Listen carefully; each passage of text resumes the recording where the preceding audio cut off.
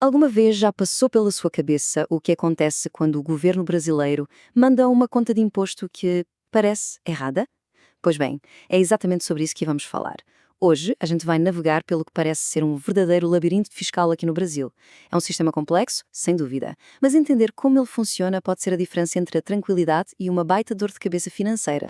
Então, vamos direto ao ponto. Chega aquela notificação fiscal que ninguém esperava. O primeiro instinto pode ser só pagar para resolver logo, mas e se houver uma discordância? No Brasil, isso não é um beco sem saída, muito pelo contrário. É o início de uma jornada que pode seguir por dois caminhos bem distintos, um dentro da própria estrutura do governo e outro nos tribunais.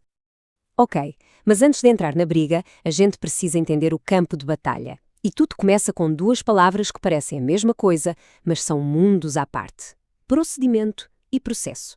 Entender essa diferença, olha, é como ter um mapa do tesouro para navegar nesse labirinto todo.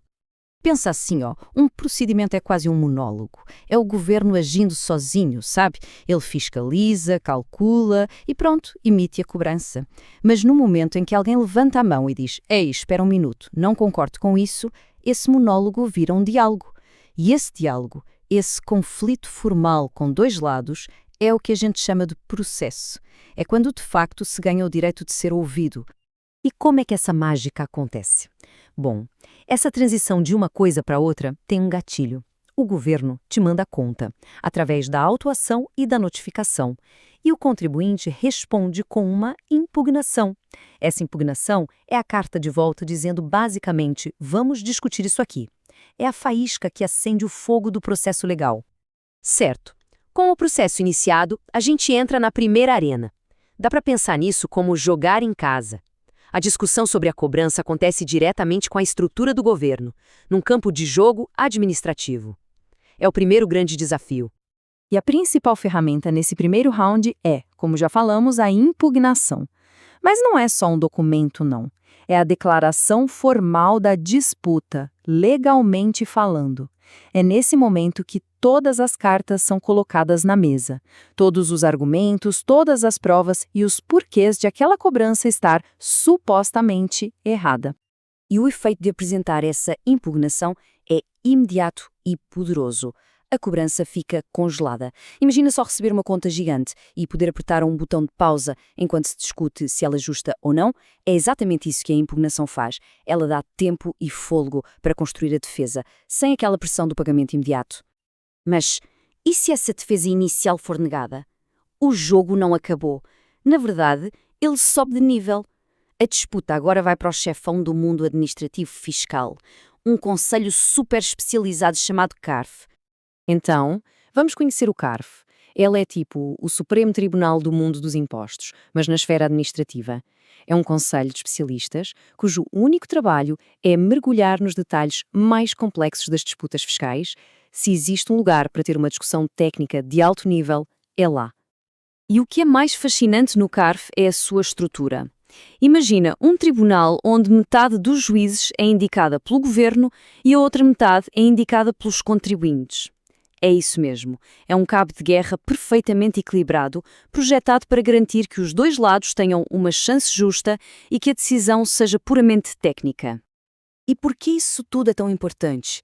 Porque o CARF pode ser a melhor e mais rápida saída. É uma oportunidade de resolver a questão com gente que entende muito do assunto, de uma forma mais ágil e mais barata do que ir para a justiça comum. Uma vitória ali pode acabar com anos de incerteza e economizar muito, muito dinheiro. Mas vamos supor que mesmo no CARF a decisão não seja favorável. Ou, quem sabe, o contribuinte até ganhou, mas o governo não se conformou?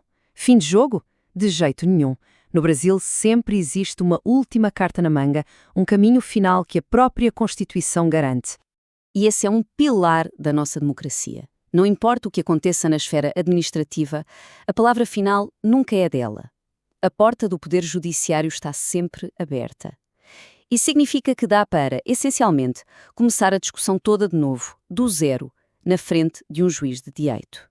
Mas por que alguém iria para a justiça depois de passar por tudo isso? porque o jogo muda completamente.